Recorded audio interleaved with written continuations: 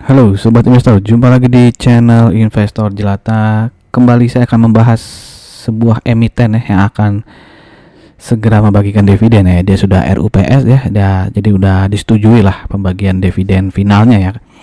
Kenapa dividen final? Karena dia sudah bagi dividen interim sebelumnya ya, yaitu ini adalah emiten pelayaran ya, Samudra ya, dengan kode ticker SMDR ya. Jadi nanti bukan hanya soal dividen yang saya bahas, tapi juga profil perusahaannya gitu ya, terus laporan kuartal satunya seperti apa gitu ya, terus dia pendapatannya apakah dari Indonesia saja atau dari luar negeri, lalu prospeknya bagaimana gitu ya, semuanya nanti kita bahas. Jadi jangan di skip videonya, tonton terus sampai akhir. Oke, mari kita mulai.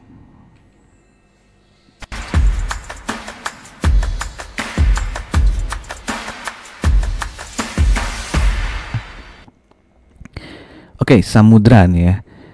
Tagline-nya saat ini ya keren ya. Those who can steer can sail in any wind. Yeah. Jadi semua bisa diterjang lah gitu ya. Oke. PT Samudra Indonesia Tbk adalah perusahaan transportasi kargo dan logistik terintegrasi ya. Perusahaan mulanya berdiri pada tahun 49 sebagai perusahaan agen pelayaran bernama NV Ista.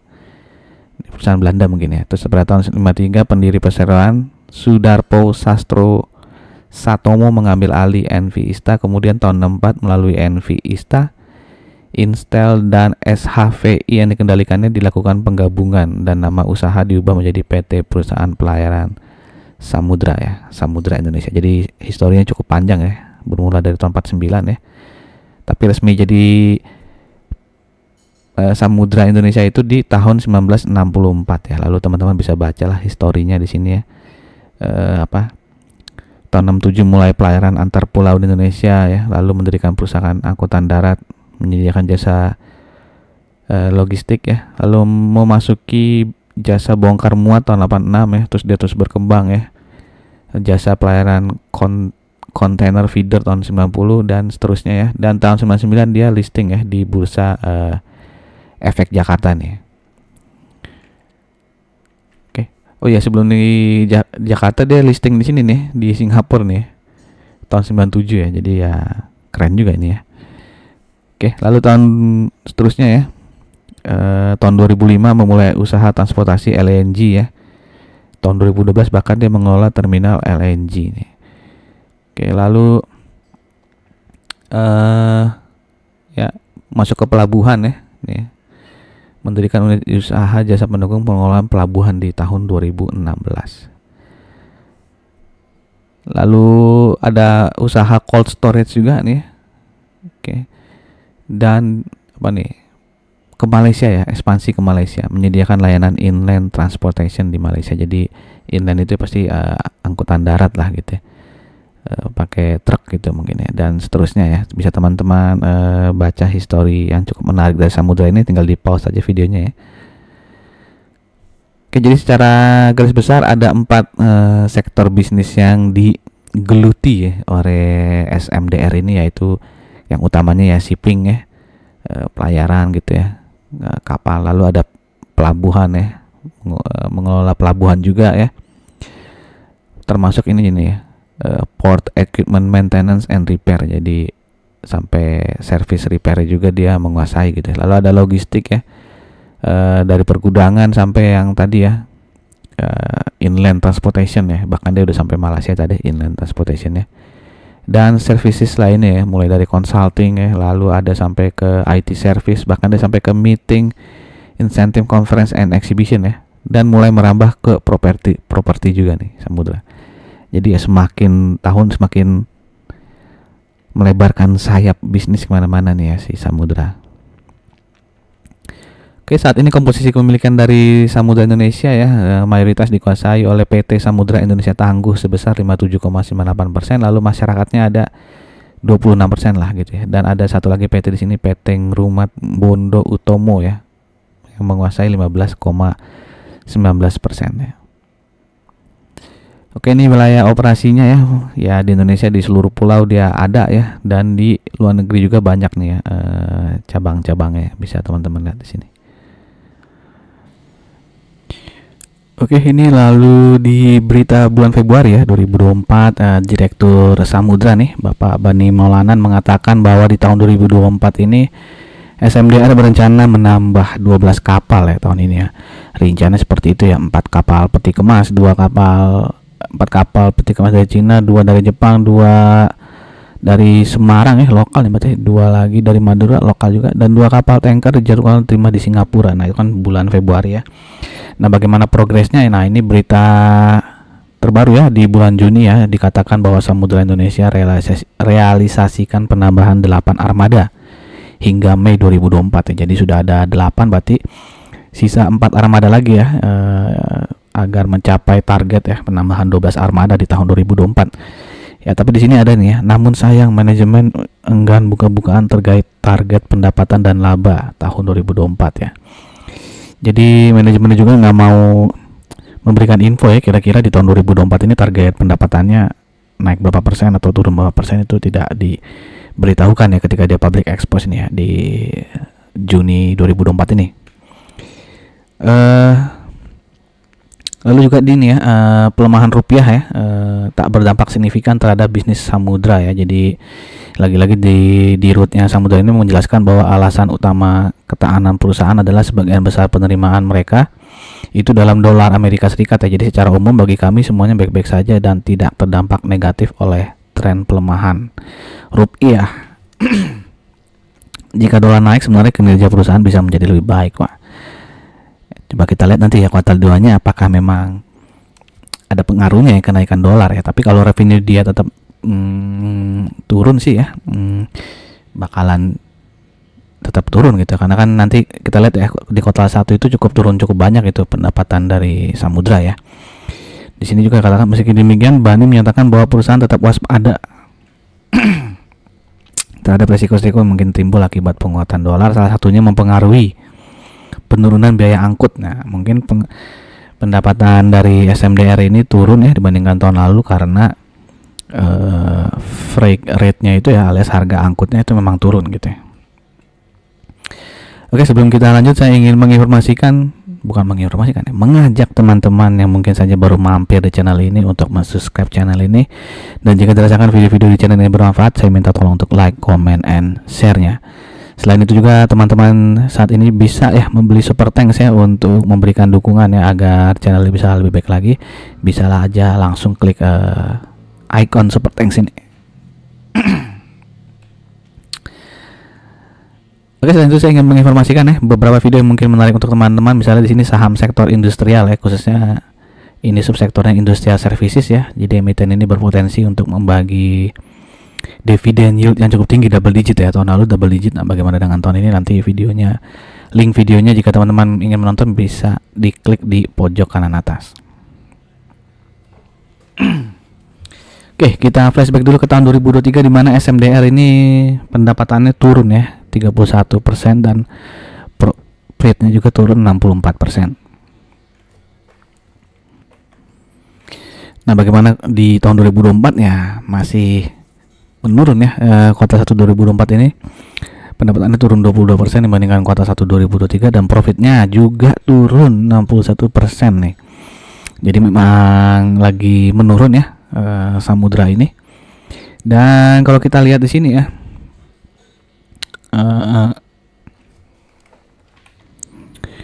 di mana di sini biaya jasanya berhasil dikurangin sih, cuman berhasil dikurangi cuma 15% ya. Padahal kan pendapatannya turun 22% gitu ya. Nah, itu yang menggerus laba brutonya sehingga turun menjadi 51,62% ya. Dan laba bersihnya tuh turun lebih dalam lagi 61% ya. Bisa lihat sini karena di sini ada yang paling mencolok ya. Ini adalah biaya keuangannya ya, yang tadinya 4,5 juta dolar menjadi 6,6 juta dolar. Jadi ada biaya keuangan yang naik sebesar 45% tuh ya. Selain itu memang beban umum juga naik ya, cuman tidak sebesar kenaikan biaya keuangan ya. Ini nggak dijelasin sih biaya keuangan apa, tapi ditulisnya apa, kayak ada biaya bayar bunga nih kayaknya, bayar bunga pinjaman ya.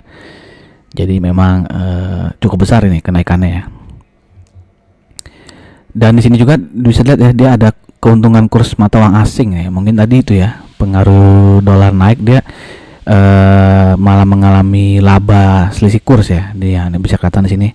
Tahun lalu 607.000 dolar saja, di tahun ini itu jadi 2,3 juta dolar ya laba kursnya. Oke, kalau kita lihat juga di sini ya, freight income-nya itu yang paling turun tajam nih ya. Dari 154 juta dolar menjadi 95 juta dolar, sedangkan dari jasa pelabuhan gitu, forwarding itu malah naik ya. Begitupun dari service kargo ini juga naik ya. Begitupun yang charter nih ya, charter kapal pun ya. Jadi 3 unit ini naik ya pendapatannya ya, sedangkan freight income yang turun nih ya, sama yang lain-lain nih turun sedikit juga ya. Jadi memang penurunan paling besar itu terjadi di freight income dari samudra. Nah, lalu kalau kita lihat ya pasar geografisnya samudra ini, bisa dilihat itu di Indonesia, Asia Tenggara, Timur Tengah ya, itu yang 3 mendominasi, tapi paling banyak memang masih dari Indonesia ya.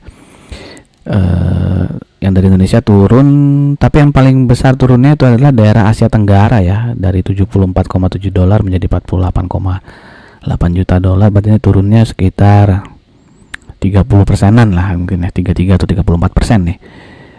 Oke, lalu dari Indonesia juga turun cukup besar ya. Jadi semuanya turun nih berarti ya. Tapi yang paling besar tuh yang dari Asia Tenggara ya. Jadi pangsa pasarnya samudra ini bukan hanya di Indonesia, tapi juga dari Asia Tenggara maupun sampai ke Timur Tengah dan India ya. Oke, lalu samudra ini mengangkat apa aja ya? Jadi sebenarnya samudra itu punya banyak usaha ya, banyak anak usaha gitu ya. Misalnya ini PT Perusahaan Pelayaran Nusantara Panurjan, nah itu domestik nih ya, antar pulau di Indonesia. Lalu Samudra Shipping Service itu dia mengangkat industri kimia cair, minyak dan gas ya, kargo curah, jadi termasuk petrochemical, petroleum ya. Itu semua diangkut oleh si samudra ya. Jadi dia variatif nih ya, yang bisa diangkut oleh samudra ya. Jadi dari peti kemas sampai kimia ya, oil and gas ya. Dan juga di sini misalnya dia punya juga nih di India nih ya, anak usaha di India, kegiatan utamanya menyediakan layanan peti kemas untuk menghubungkan India ke Timur Tengah dan Asia Tenggara serta Asia Timur ya. Lalu ini perusahaan-perusahaan yang berhubungan dengan energi ya, misalnya ini fokus pelayanan ke pelayaran industri energi nih, PT Samudra Energi Tangguh, lalu ada Samudra Amanah Tanker ya. Jadi ini pengangkutan jenis minyak dan gas. Lalu ada Cumawis Indonesia, menangani kegiatan jasa pendukung lepas pantainya. Nah, sampai ke offshore juga diurus nih sama samudra ya. Jadi cukup luas lah ya bisnis lain dari samudra ini. Dan ini chart dari Containerized Freight Index ya, kalau nggak salah ini yang dari Cina ya. Jadi dari berbagai macam pelabuhan di Cina nih, harga freight rate-nya itu bisa dilihat dia naik ya. Jadi di awal tahun tuh sempat naik ya di Januari ya. Nah, saham-saham pelayaran Indonesia juga tuh naik tuh di Januari ya. Nah, setelah itu kan ikutan turun ya. Nah, sekarang harganya udah naik lagi, tapi harga saham-saham pelayaran belum naik nih. Harga saham-saham pelayaran di Indonesia ya belum naik ya. Apakah akan segera menyusul atau enggak gitu. Yang pasti di Januari ini naik ya, jika teman-teman cek lah gitu ya, Samudra, Temas, mungkin Hais juga ya. Bisa teman-teman cek di Januari itu sempat ada kenaikan lumayan tuh ya. Setelah itu turun ya. Nah, freight indexnya udah naik, tapi yang saham Indonesia belum nih ya. Mungkin tidak terlalu terpengaruh gini ya oleh harga-harga ini ya. Mungkin harganya beda nih, harga yang didapat oleh pemain lokal Indonesia ya. Nah, kalau kita lihat ya, ini udah naik tapi belum setinggi seperti di tahun 2022 ya, dimana itu puncak harga freight index yang kebagian rezeki juga itu ya, saham-saham pelayaran Indonesia ya. Nah, kalau ini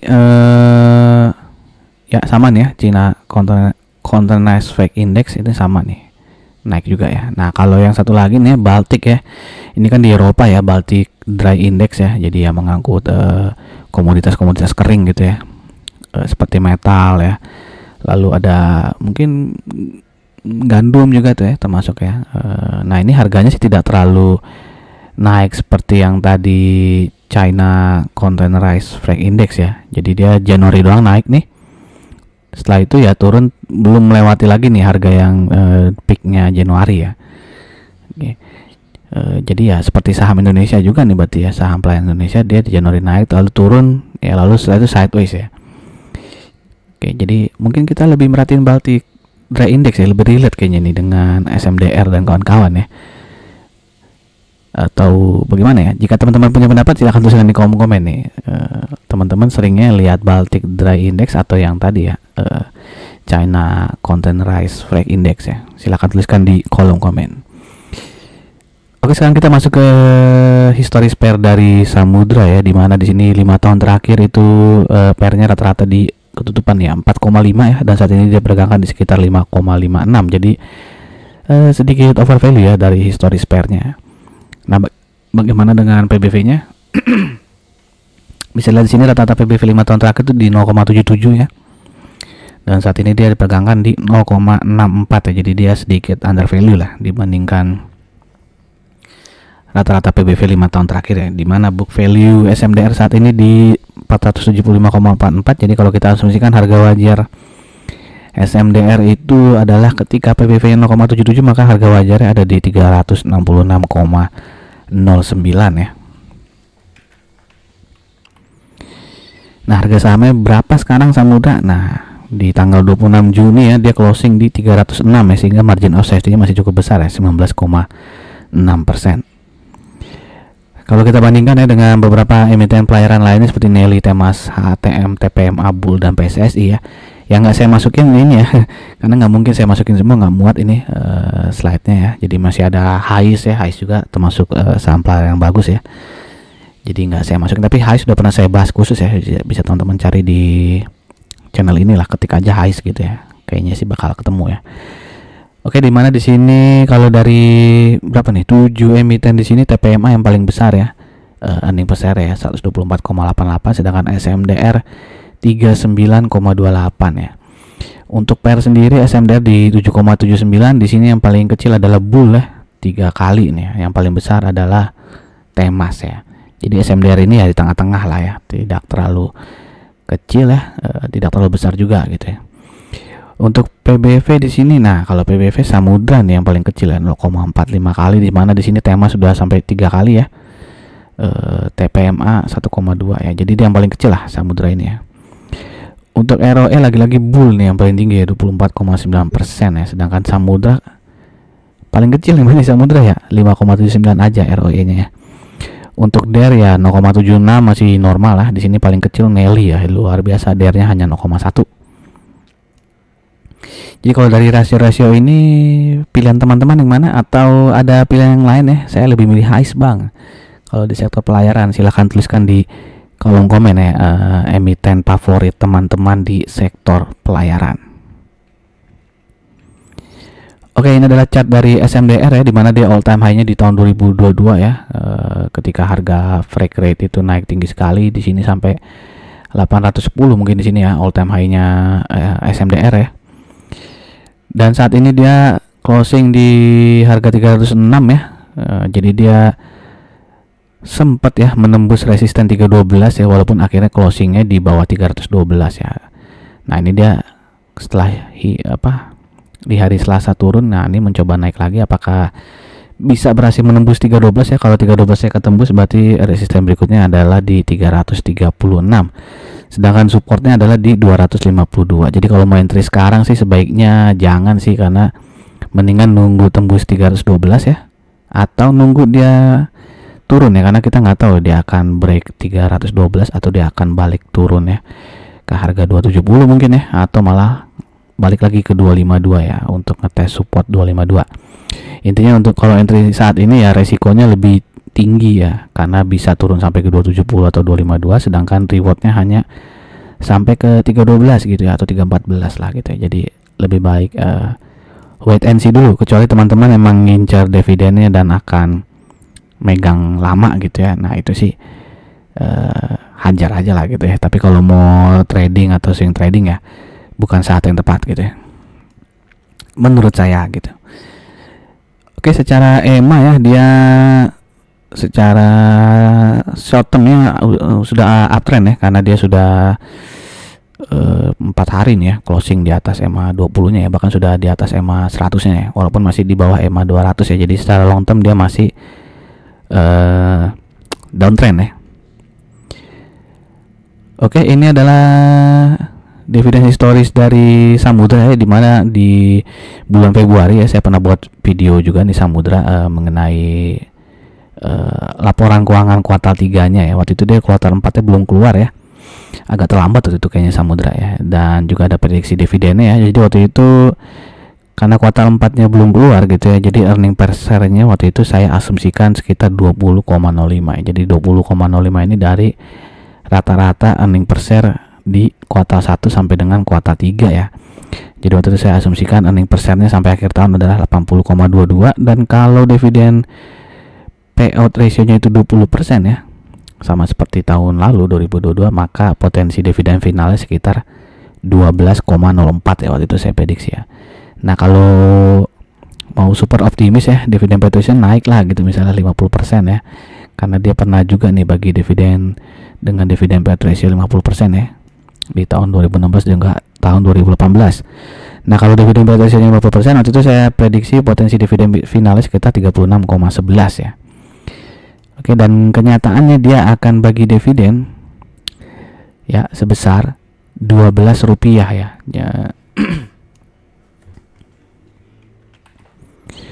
Ya 12 rupiah, jadi dividen payout ratio-nya itu 22,7% ya. Jadi ya mirip lah dengan tahun lalu ya, 20%-an gitu ya. Nah, ini 12 rupiah berarti mirip lah ya dengan prediksi saya 4 bulan lalu ya di sini ya. Prediksi saya kan 12,04 atau 36 ya, di antara itu ya. Yang versi realistisnya kan 12 rupiah ini ya, karena dividen payout ratio sama seperti tahun lalu 20%. Oke, jadi kalau kita 12 rupiah ini kita bagi dengan harga saham saat ini ya 306 rupiah, maka potensi dividen yieldnya 3,92% ya. Jadi kalau teman-teman juga dapat dividen interim ini ya tahun lalu Agustus ya 4 rupiah, berarti total dividen yieldnya itu sekitar 6% lah ya, kira-kira seperti itu. Nah, bagaimana teman-teman? Apakah teman-teman penonton investor jatah ini ada yang sudah hold SMDR ya dari tahun lalu ya, yang sudah merasakan dividen interim juga, atau yang baru beli di tahun 2024 ini? Apakah ada? Silakan nongol di kolom komen gitu ya. Saya punya bang, saya cinta banget sama Samudra bang gitu ya, makanya saya hold terus. Nah ya, silakan tuliskan di kolom komen ya. Dan juga tadi ya di antara emiten pelayaran, emiten favorit teman-teman tuh yang mana sih gitu ya, silakan juga tuliskan di kolom komen ya, siapa tahu berguna untuk saya dan juga penonton channel ini gitu ya. Oke, demikian saja informasi dari saya, semoga bermanfaat. Sekali lagi, jika dirasakan video-video di channel ini bermanfaat, saya minta tolong untuk like, comment, and share-nya. Terima kasih, sampai jumpa lagi di video-video berikutnya. Salam jelata, sukses.